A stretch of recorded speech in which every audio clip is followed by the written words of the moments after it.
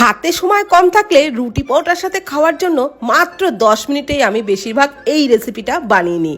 খেতে কিন্তু দারুণ লাগে।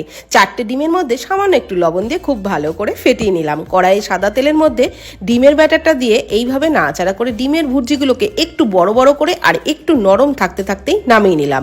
তারপর কড়াইয়ে আরেকটু সাদা তেল দিয়ে দিলাম আদা রসুন কুচি, কয়েকটা চেরা কাঁচা লঙ্কা। নেড়েচেড়ে একটু ভেজে দিয়ে দিলাম বড় বড় টুকরো করে কেটে নেওয়া পেঁয়াজ আর ক্যাপসিকাম।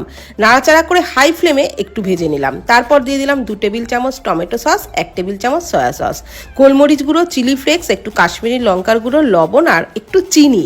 সবকিছু নাড়াচাড়া করে ভেজে নিচ্ছি। ততক্ষণে 1 টেবিল চামচ কর্নফ্লাওয়ারের মধ্যে অল্প জল দিয়ে গুলে নিচ্ছি। এদিকে সবকিছু ভেজে নেওয়া হয়ে গেলে কর্নফ্লাওয়ার গোলা জলটা দিয়ে দিলাম, আরও কিছুটা নর্মাল জল দিলাম। তারপর ডিমের ভুর্জিটাকেও দিয়ে দিলাম। ঝোলটা ফুটে উঠতে শুরু করলেই ডিমের ভুর্জিটাকে দিলাম, দিয়ে নাড়াচাড়া করে আরও একটু ফুটিয়ে নিলাম।